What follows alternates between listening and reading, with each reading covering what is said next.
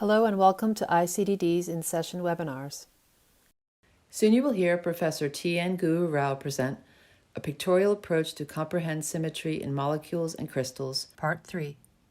Please remember to visit icdd.com for information on future free webinars, educational events, product information, and to purchase ICDD's databases and software. It's now part 3 time.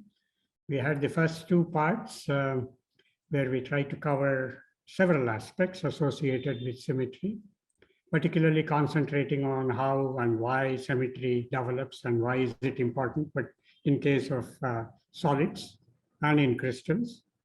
And then we talked about the symmetry in molecules and in crystals. And then we wanted to have an idea of how the diffraction data links to symmetry. And this is where we kind of stopped at the end of session 2. So in today's part 3, we will try to cover the aspects which we were not able to cover earlier on, and we will go through those points in full detail.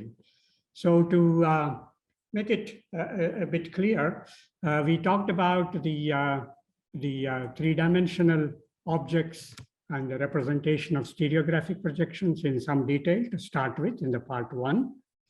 And then we talked about why understanding symmetry is crucial in different diffraction studies. Then we went on to the pictorial illustration of symmetry operations leading to point groups. And that is, I think, somewhere there we stopped at part 1. And we went over to part 2, where we talked about translational periodicity, building up of space groups, and the derivation of equivalent point. More or less everything in terms of pictures. So that's the reason why the title says pictorial representation. One of the things which we were not able to cover was how diffraction patterns incorporate symmetry. And that is what we will concentrate on today. So we'll talk something about experimental aspects and also the extraction of symmetry from the experiments. We will not just go into the detail of experimental data collection and so on, because that is not the main aspect of coverage today. But once we assume some of the aspects associated with the experiments, which we can do by X-ray diffraction, how to extract the symmetry out of that is what we will concentrate on. So I warn you today that there will be a little element of mathematics. I'll try to see and minimize the amount of mathematics which we will use and try to be as pictorial representative as possible, the slides which we are going to get and look at. So let's start at the stage where we have single crystals. We normally grow single crystals, look them up under the microscope, select a suitable crystal for diffraction, and check out the diffraction data on a diffractometer. We mount the crystal on the goniometer and collect the data, and the data that is obtained will give us what we call as the reciprocal lattice information. It not only gives the positions of these reciprocal lattice points, which represent the planes in the crystal, as we have understood earlier on. And then, therefore, we had to find out the indices associated with these spots, and then measure the intensities that are associated with these spots, a combination of which eventually will lead to crystal structure determination. So this is basically the overall aspect of X-ray diffraction experiments.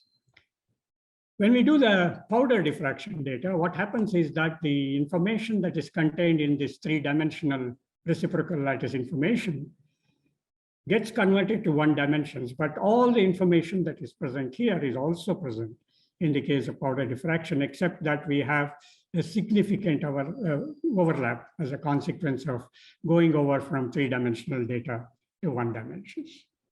So the technique for structure determination using powder, therefore, depends upon how we can extract information on symmetry, as well as extract information on the reflection data, which eventually is required, as we mentioned earlier in the previous slide, for the structure determination.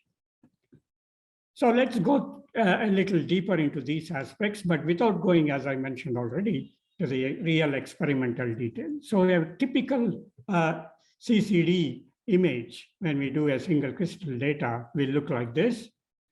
And one collects several hundreds of such images before we collect all the data for getting the overall information about the reciprocal lattice, the intensities, as well as all the HKL reflections which we get from these intensities. So when we do this operation, what is the expected number of reflections one can have? This is quite interesting because the limit is in the limit of the reciprocal lattice is with respect to the experiment which we do and the wavelength that we use. So the limiting sphere which we defined in the previous part 2 has a volume which is 4/3 pi 2 by lambda cube, where lambda is the wavelength which we use. It could be copper K alpha radiation with 1.5418 angstroms or molybdenum data with 0.7107 angstrom.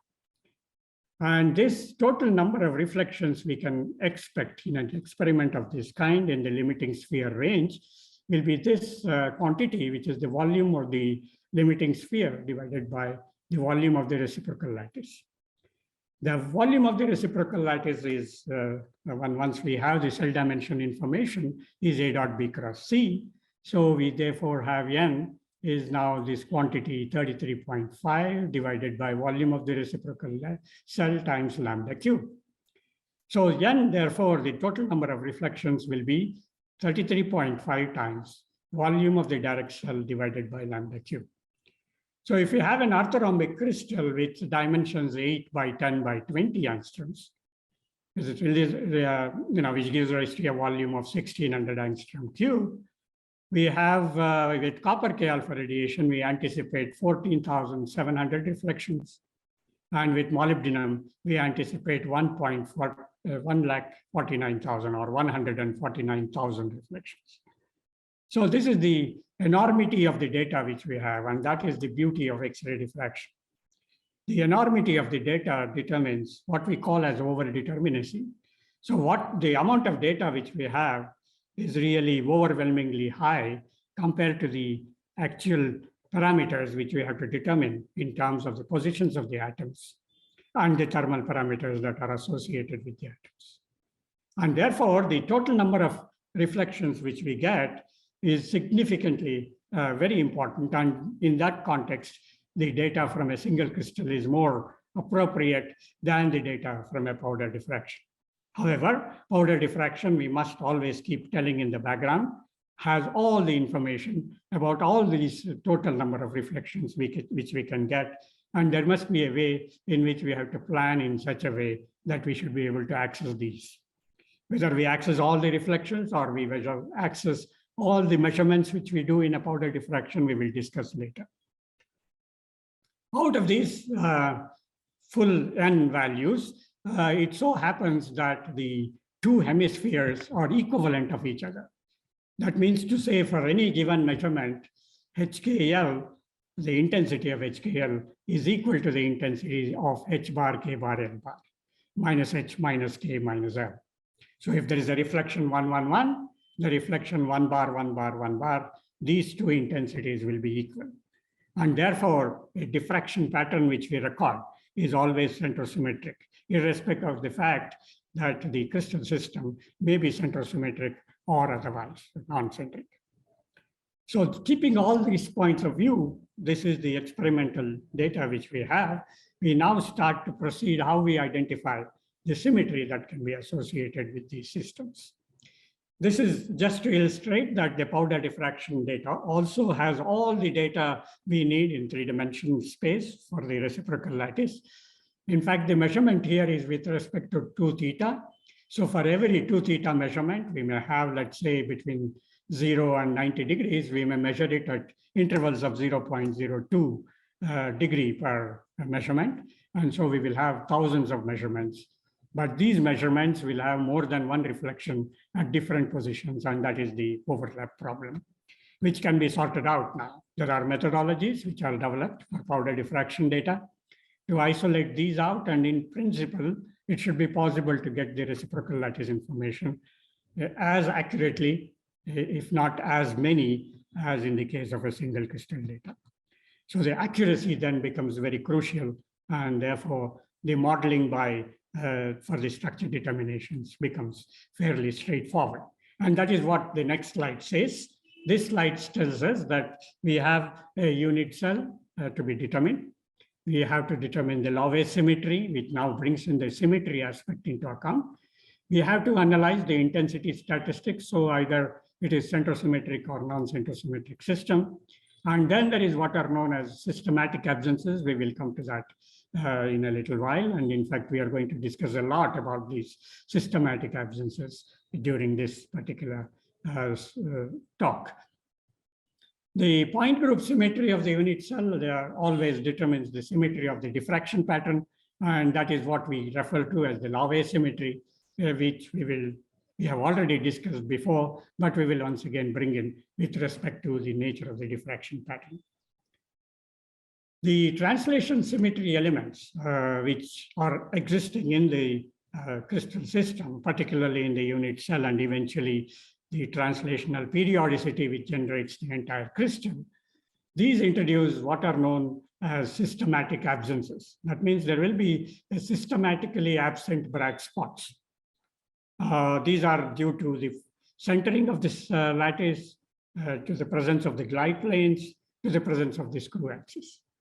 And this is something which we will discern today so that we have a complete hold of how we can determine symmetry from the diffraction data.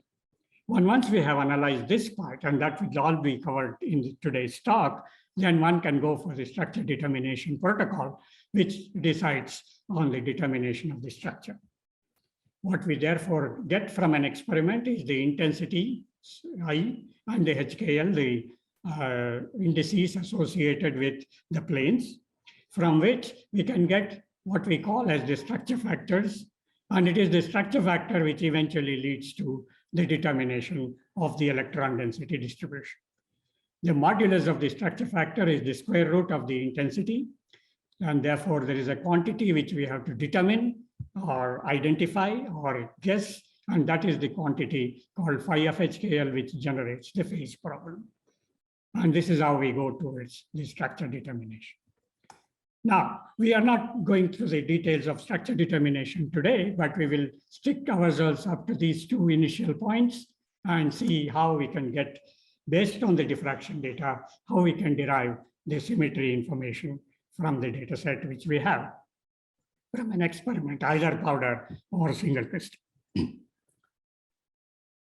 So the major issue we have to remember all along is the fact that we have to have the amplitude of the wave that depends upon the wavelength. So, and this amplitude of the wave is very much larger than the wavelength. So if amplitude A of lambda wavelength is incident on the electron with a mass of m and a charge E, this will be the expression which will be the resultant amplitude.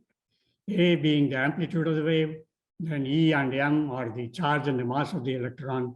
And therefore, we can get the amplitude of X-ray radiation scattered by an atom is proportional to this quantity. You please notice that there is a quantity called little f. We are not going to derive the details of this. And in fact, it has a quantum mechanical origin, which we will not worry about. But essentially, this quantity f is a representative of the amount of electron density which gets contributed to a given, from a given atom to the diffraction, which appears in our diffraction pattern. When the value of this quantity, F, is equal to Z, we call it the total number of electrons which are present in the atom, and therefore it is the atomic number.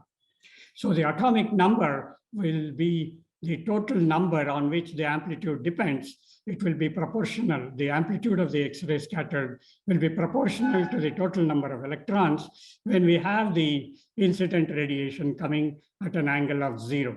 That means there is no path difference. Then if this is an atom in which we have the electron density content, suppose this is a carbon atom, there are 6 electrons within the circle which I have drawn here.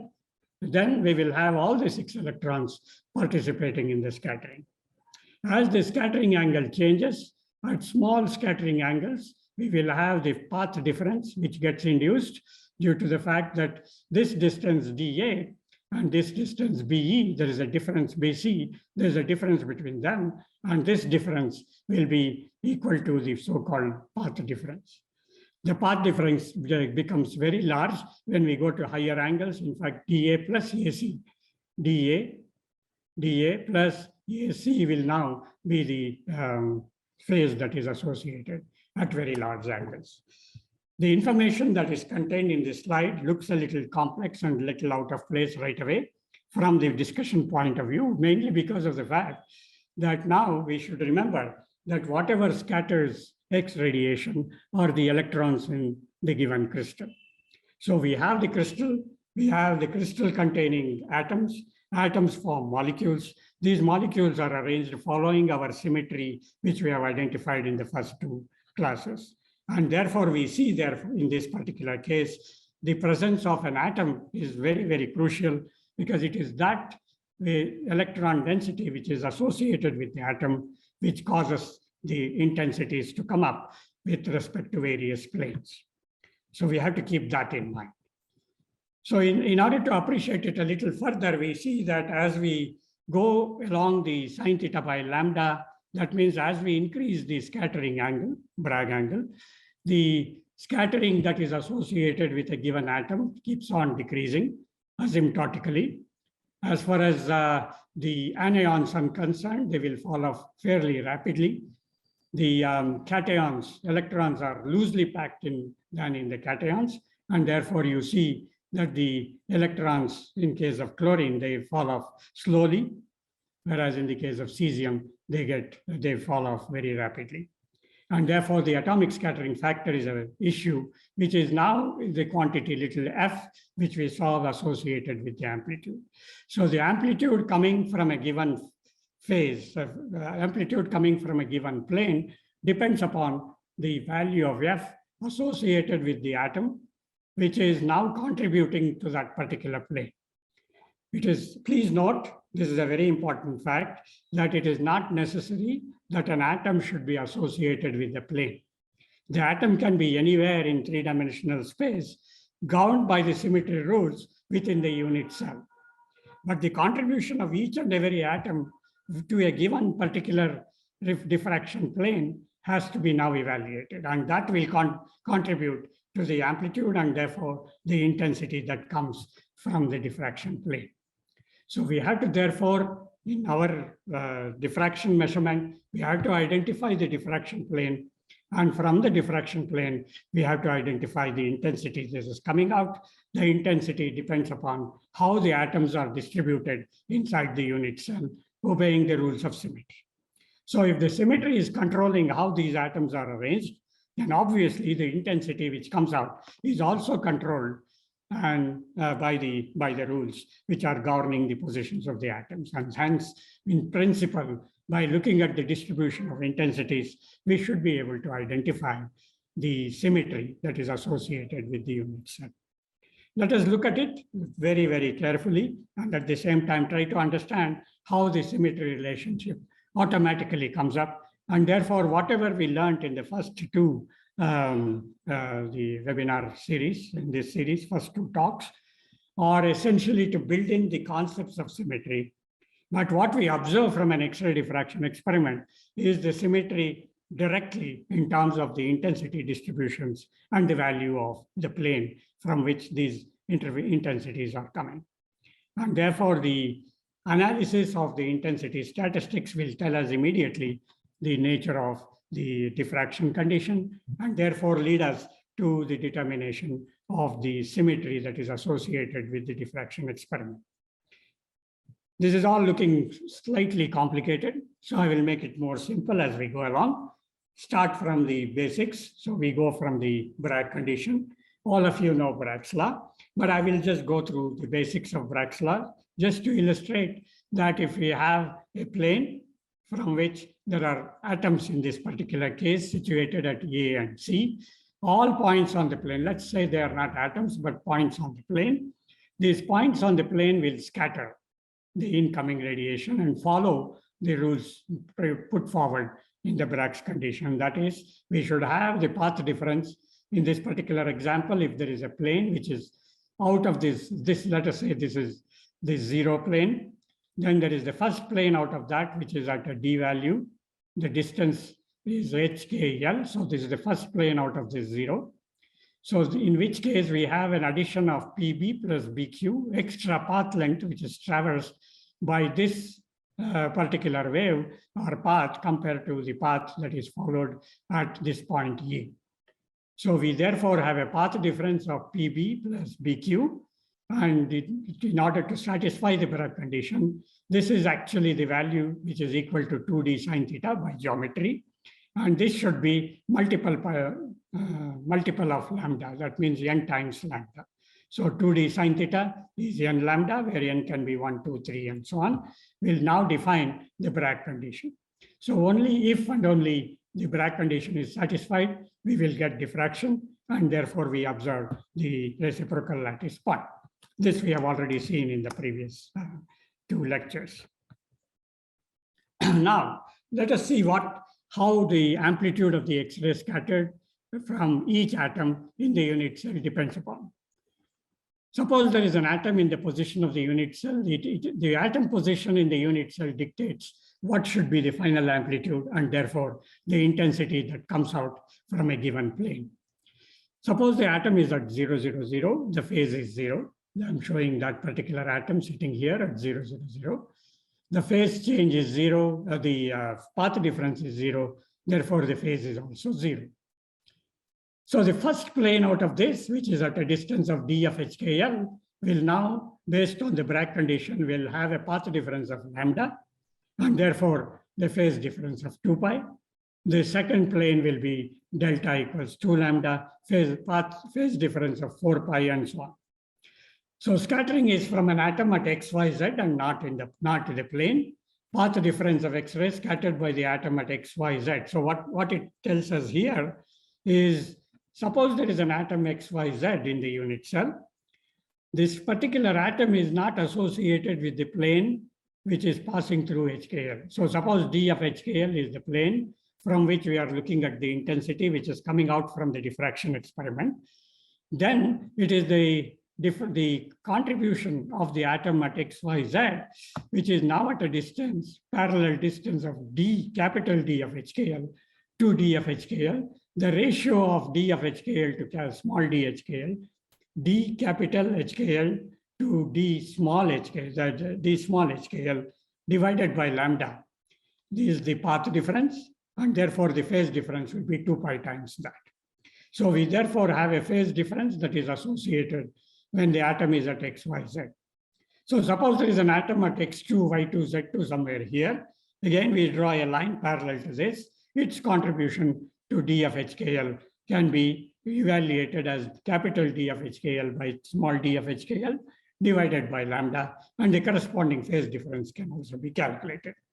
So it may so happen that the atom at x, y, z may fully contribute to d of HKL. An atom at x2, y2, z2 may not contribute to this, depending upon the way in which the waves interfere with each other. And therefore, we measure the intensity that is coming from the plane in the diffraction experiment, but it is coming from the atoms which are situated at x1, y1, z1 to x and y and z. Keep this point in mind before we go further. I will take an example. The best example would be to see that we have the structure of cesium chloride.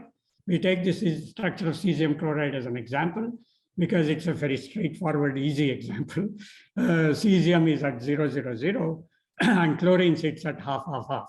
So I've drawn the projection. This is the A x-axis, A direction, the value of A.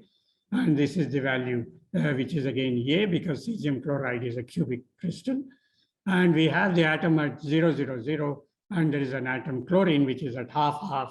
And this indication of half says it is coming towards us by half the distance. And also there's an atom half the distance behind. So if we now look at what should be the intensity that should come out from D100. So we have a reflection plane 100. What should be the intensity that should come out from this plane, which is at a distance of small d100, we take the capital D of HKL divided by small d of HKL ratio.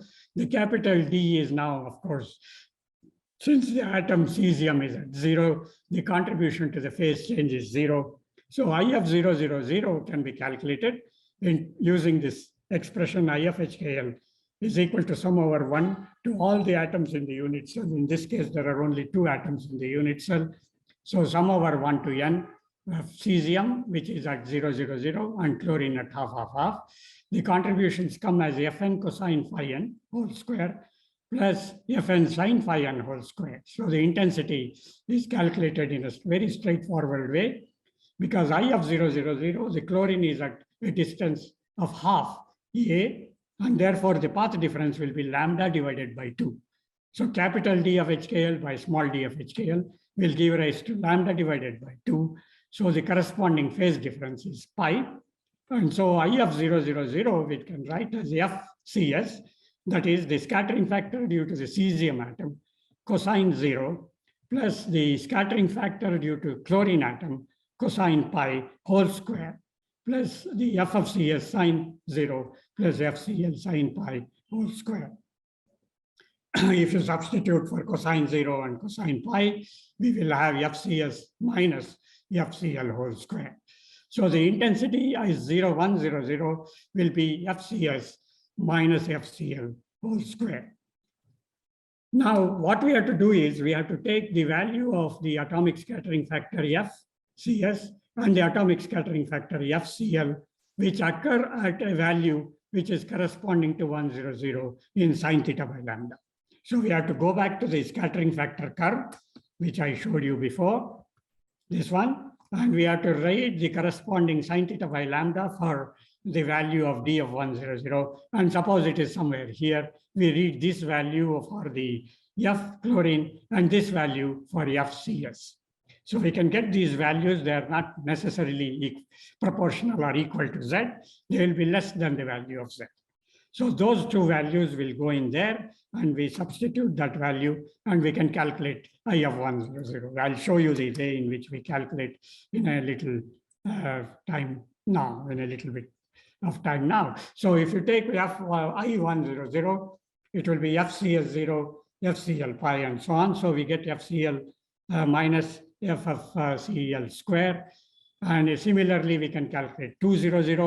I of 200 will be now corresponding to the D of 200 is A divided by 2. We see now that the chlorine atom will pass through that. And so I of 200 will be FCS.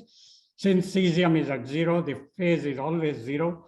And the atom now, chlorine, will contribute with respect to the phase 2 pi because D200 is half of D100. And so a factor of 2 will get in. And we calculate the value of D capital D HKL by small d HKL, which will give us F of CS plus F of CL square. So this will be the I200 value. Remember, even though this comes as a summation of FCS plus FCL, this value is to be read with respect to where the 200 appears in sine theta by lambda, as far as FCS and FCL values are concerned. We will see that by a calculation later on. Similarly, if the atom is, if the atom is halfway, let us say, between the chlorine atom at half, half, half, we consider now a reflection 210, then 210 turns out to be FCS minus FCL square. So like that, we can calculate all the values for HKL, different HKL values and the corresponding intensities. The values of F of CS plus and F of CL minus are to be taken corresponding to the 2 theta values of these reflections on the F versus sine theta by lambda curve. And those values only have to be taken.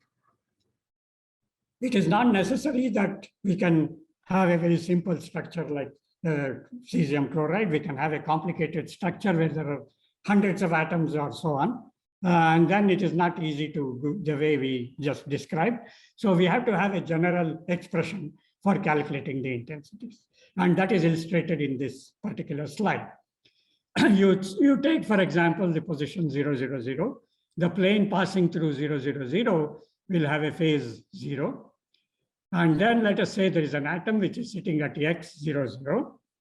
And we can calculate the value corresponding to the contribution of x, 0, 0 to a plane, which is now the first plane out of the 0, 0, 0, which is at a distance of a divided by h, where h is the value which corresponds to the Miller index along this direction.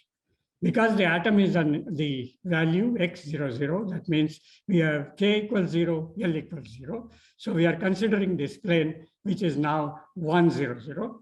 So the plane A divided by h, we can calculate the value corresponding to the intensity coming from that by locating the atom at x, 0, 0. So the first plane out of this will be the capital D will be 2 pi times AX divided by A divided by H, which is the small d of HKL.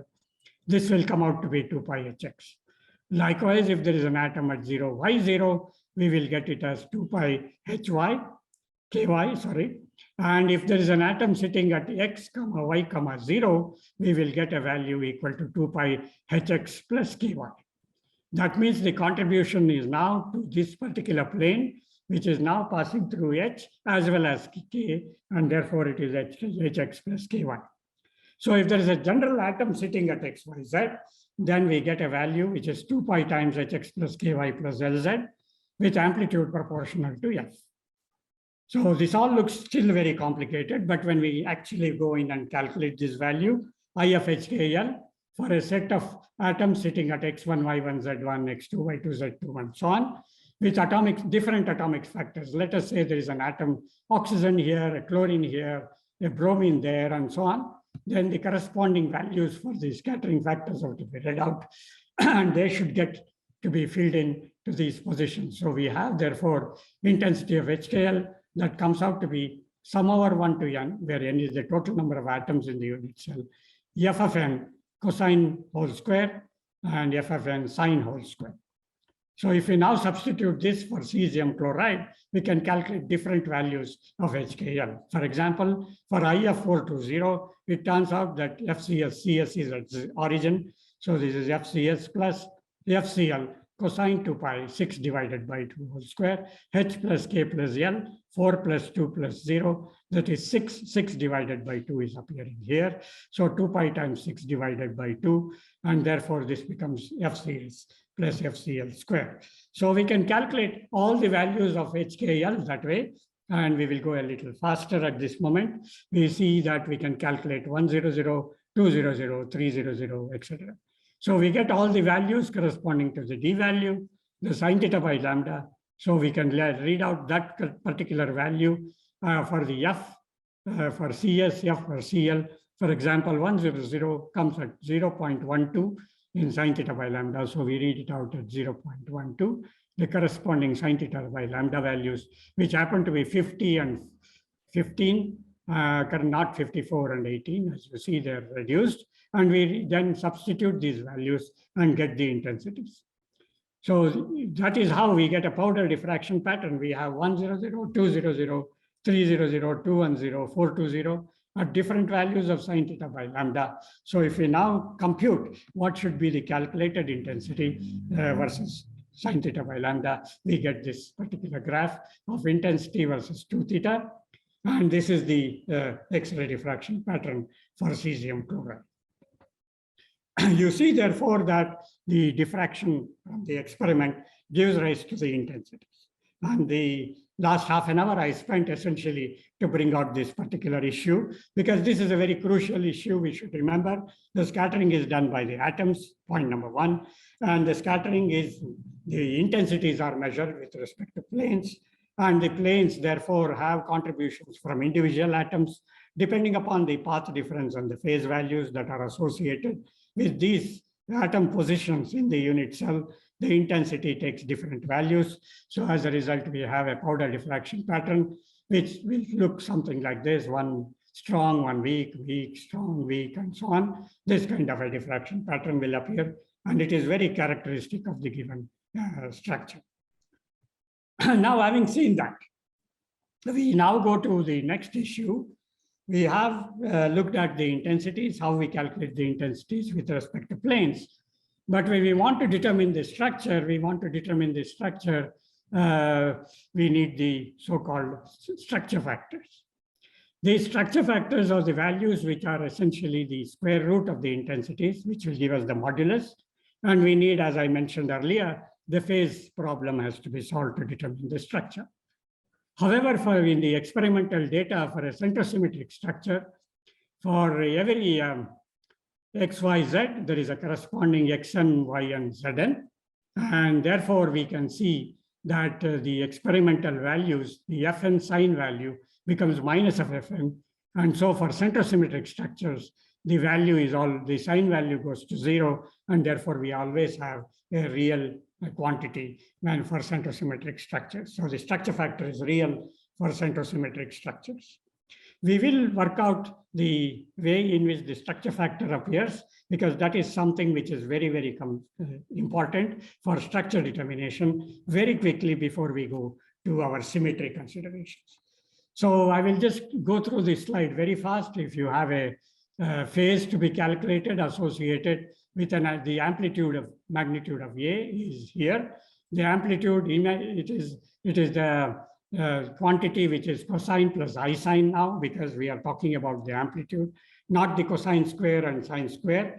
So this value therefore becomes A star, which is essentially our intensity, and the intensity is A square, therefore x square plus y square. However, we therefore have a condition that if we have a product of A and its complex conjugate, we will get modulus of A square. This is an illustrative example. Don't worry about this slide because this will take some time to explain. Instead, we straight away go and look at the scattering which is coming from a HKL plane in terms of this, the structure factor. The structure factor, as it says this expression, this has the little fn. Now we have both the cosine and the sine components along with the imaginary component. And so we therefore write f of HKL as equal to 1 to n fn cosine value plus I times 1 to fn sine value. So if you now take the square of this quantity, that will be the intensity. So intensity of HKL will be modulus of HKL square. That means this imaginary component disappears. You have the cosine square plus sine square, which we already examined and looked at how the intensity values come for cesium chloride. So for centrosymmetric structures, atoms at xn, yn, zn as x minus n minus yn minus zn. And so f of HKL will be only a real quantity. Now let us see what happens with the symmetry. In the remaining time we have considerable amount of time. We can go slowly now. We look at the way in which the symmetry dominates the diffraction. And therefore, we can use the diffraction data to get to the symmetry. Instead of looking at every unit cell and deriving the equivalent points as we did in the previous two classes, which looked a little tedious, even though we tried to do it pictorially. It is fairly straightforward. If you recall a powder diffraction or a single crystal diffraction pattern, look at the intensities and the distribution of the intensities. But we always work with structure factors, essentially to see how the structure factors are related to the electron density. We must note that if we use the intensities, what we compute as Fourier transform will give us what is known as a Patterson function. It will give you interatomic vectors. We don't want to worry about that. What we worry about today is how the symmetry appears in a diffraction experiment. So suppose we consider a C-centered lattice. A C-centered lattice has n atoms. They fall into two equivalent groups. As we know, it will be x, y, z, half plus x, half plus y, z. That is because of the fact that we have a C centering. Now, that means to say that if we have n atoms, there are two types of categories of atoms. One category of atoms in x, y, z, the other category in minus x, half plus x, half plus y, z. So the corresponding scattering factor f of HKL will be 1 to n fn exponential to pi I hx plus ky plus lz. Remember that we are now using the exponential form. That means the cosine plus I sine form. mainly because we are now looking at the scattering of the waves, and the modulus of f of HKL square will be the intensity which we get in the experiment. Remember that aspect. And therefore, when we look at an X-ray diffraction pattern, we look at the intensities. However, when we analyze the X-ray diffraction pattern, we look at the scattering factors because the structure factors, because the structure factors is the one which gives rise to the eventual structure in terms of the electron density distribution. And therefore, we take f of HKL. We always in the background remember that modulus of f of HKL square will be the intensity. So f of HKL is given by this expression. We now recast this because m is now summation to m is half over n. So we distribute now the xyz component and half plus x, half plus yz component, separate these two out, and then do a little bit of jargon here. We take the common factor, exponential 2 pi I hx plus ky plus lzn. Then we will have this expression, 1 plus exponential 2 pi I h plus k by 2. Now this exponential 2 pi I h plus k by 2 will be expanded as cosine pi plus I sine pi. And then this value trigonometrically is, we will assume this mathematical derivation gives rise to minus 1 to the power of h plus k. So this means to say that if we, f of HKL therefore can be written like this, 1 plus minus 1 to the power of h plus k. So whenever the value of h plus k is equal to even value, that means, let us say we have a diffraction pattern, which is this plane from which the diffraction is coming is 1, 1, 0.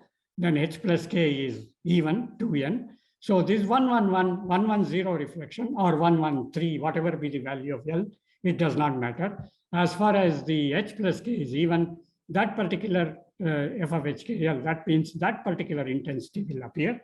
I of HKL will be measurable. Depends upon how strong or how weak, of course.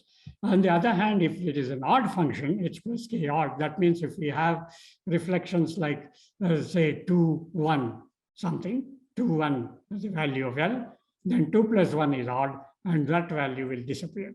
So effectively, half the number of reflections will disappear. So f of HKL is systematically absent, we say, for reflections with values h plus k odd. We will see how this gives us the information on determining this space group and eventually how the atoms are positioned in the unit cell.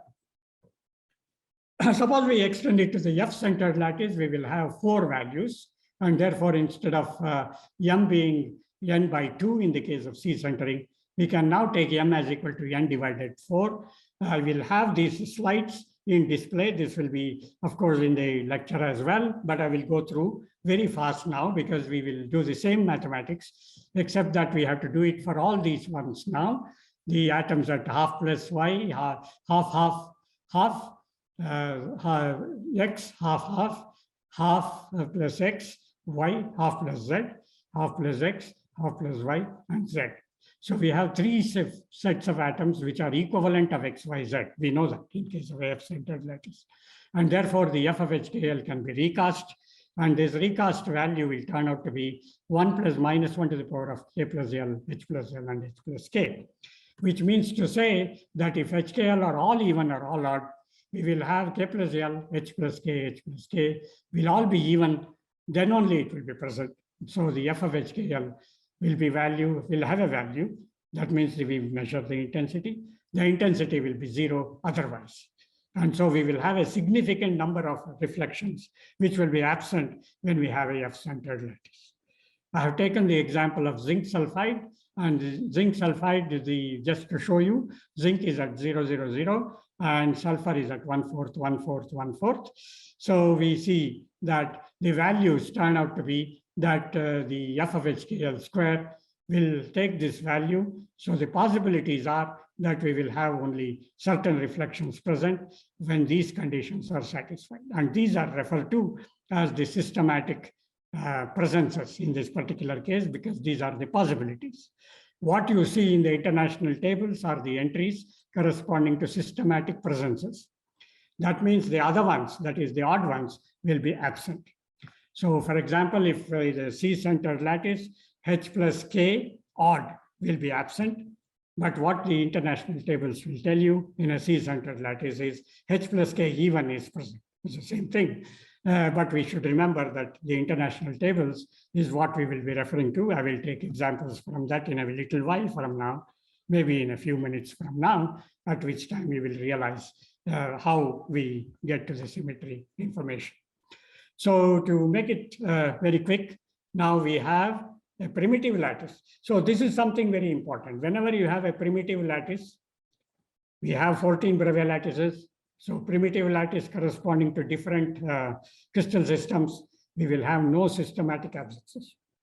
So if you measure a diffraction pattern and it doesn't show any of these systematic absences or show only systematic presences, then we can decide which kind of a lattice centering that exists in the system. So that means if there is an A centering that is present, then the coordinates are at 0, 0, 0 and 0, half, half. And therefore, we will have the condition K plus L equals even, 2n only present. And in the F-centered lattice, we already saw HKL, these are all odd, not all even. And in the I-centered lattice, we will have H plus K plus I equals 2n plus 1.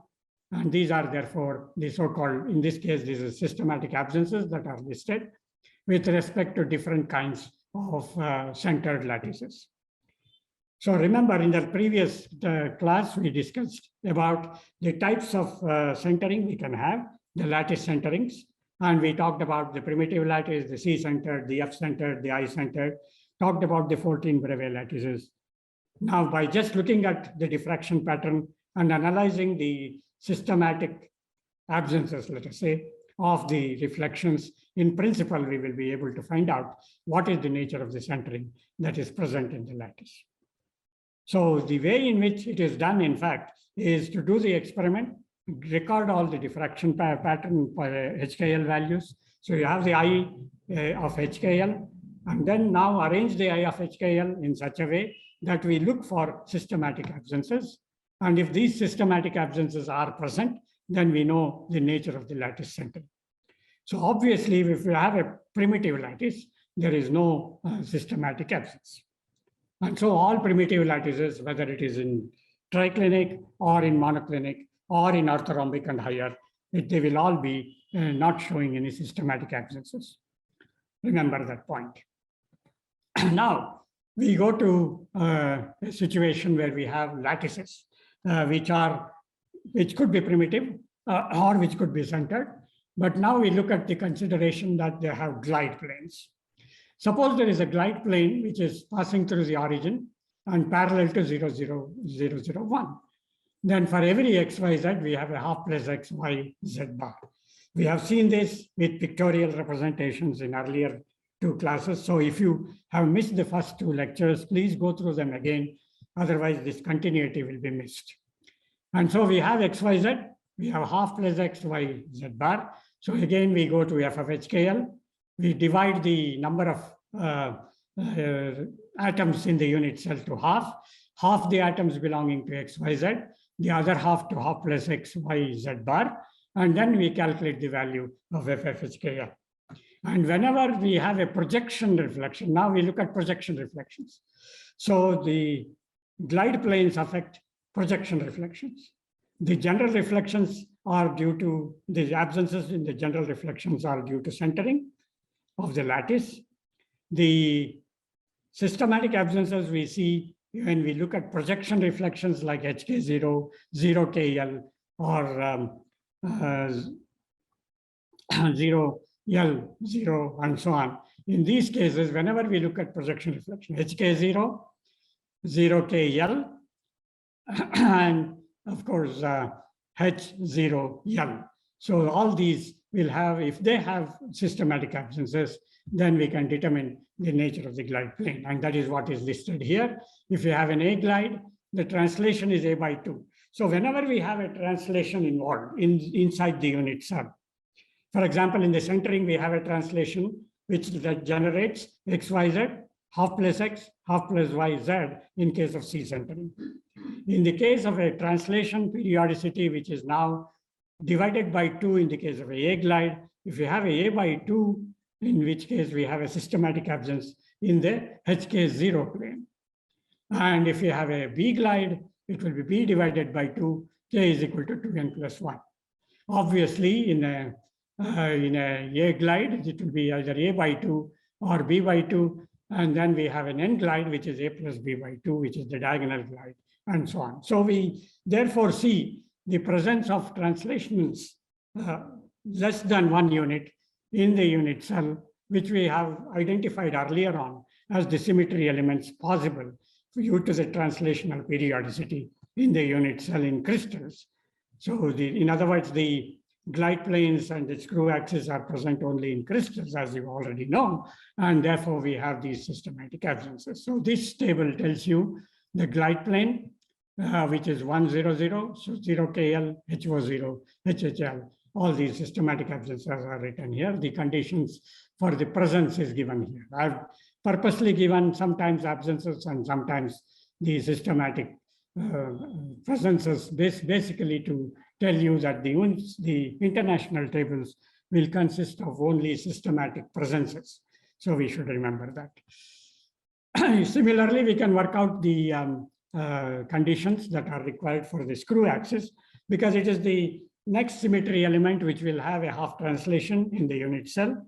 So for any given x, y, z, there is a corresponding x bar, y bar, half plus z. So again, the structure factor expression is taken. Now we'll look at axial reflections. So if you look at this the screw axis along the 0, 0, 1 plane, that is the 0, 0, L values, only the odd values will be absent. The even values will be present. So if you have a data in which you see 0, 0, 1 absent, 0, 0, 2 present, 0, 0, 3 absent, and so on, we will be able to identify the corresponding symmetry element. So all the details of screw axis, we can look into any textbook. I'll give you what are the textbooks we should see in order to get an idea of how we get. So let's now look at the international tables. So let's say P1 bar is the international tables first entry, second entry rather, entry number 2 as is given here. We have already discussed what are these things in the previous discussion. So we now look at only 2 issues. One is the presence of general positions. In this case, is a primitive cell, so there are no systematic reflection conditions. There are no systematic absences. Also, there is no condition on HKL. And there are, of course, special positions, but these special positions, again, are with respect to centers of symmetry. Center of symmetry has no translational component, and therefore there are no absences which occur in P1 bar. So when we have space groups P1 and P1 bar, it is very difficult to distinguish by just looking at the diffraction pattern. So one has to analyze what we later refer to as the intensity statistics. I may have a little bit of time to describe that one. I think we will extend the time by 5 minutes today so that I can complete what all is to be told in this particular third and final lecture series. So the next one is the space group P21 upon C. Here we know that there is a C glide, there is a 2-1 screw. So whenever there is a 2-1 screw and a C glide, even though the system is primitive, it has no systematic absences in general reflections. However, we have systematic absences in the projection reflections, HOL and OK0 and OOL.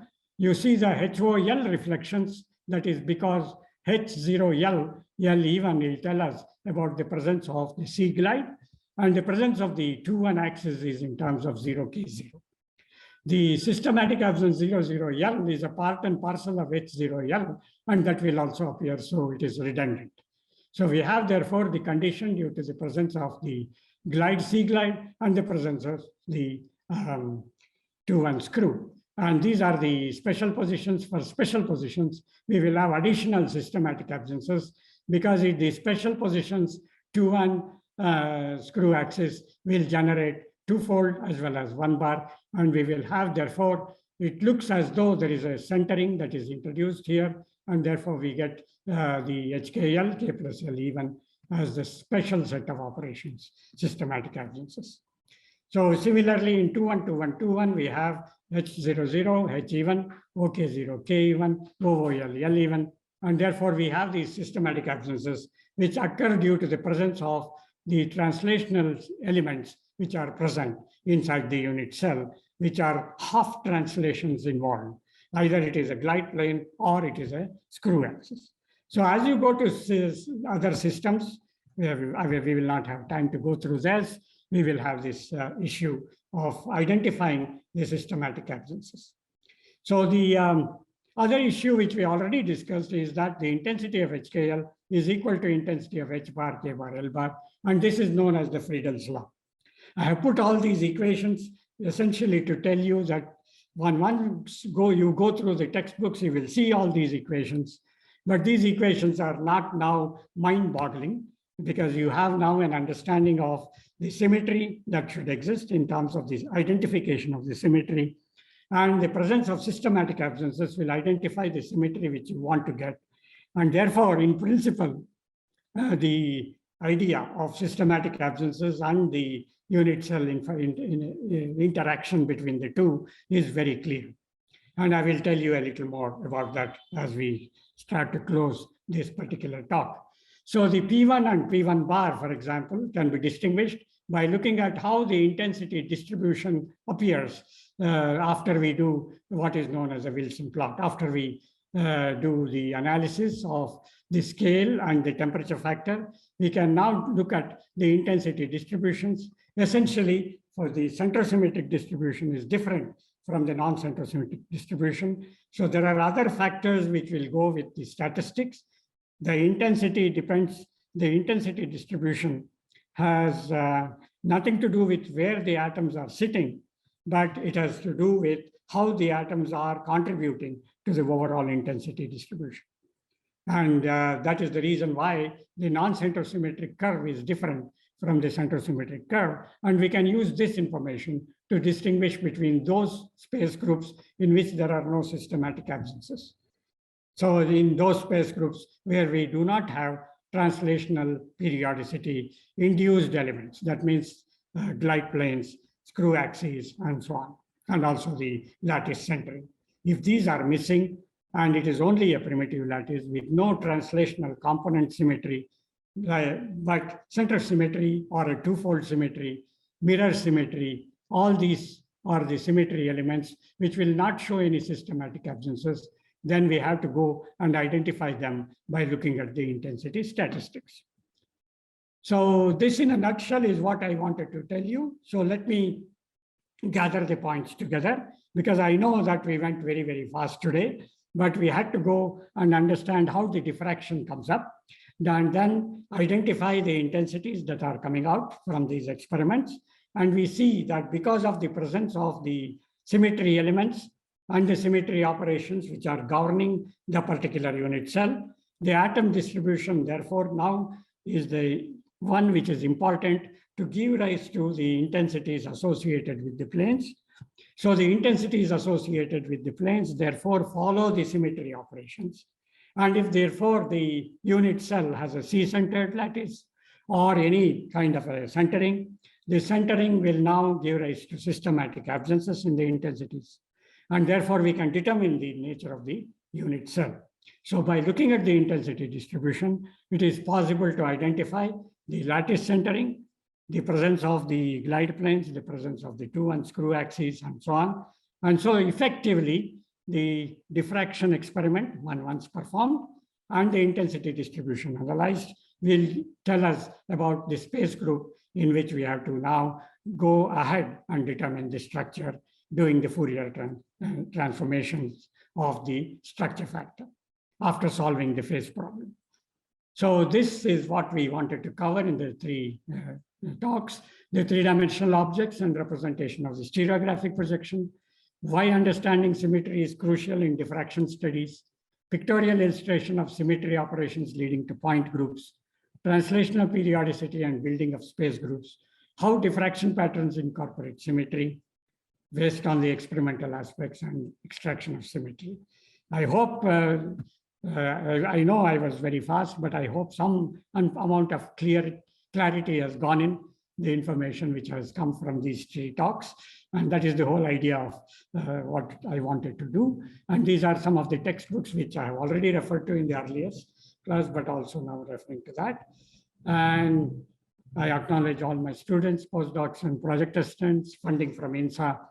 And of course, this is our institute. If you happen to be in Bangalore, you can see this beautiful campus whenever you visit Bangalore. And thank you very much for your patience.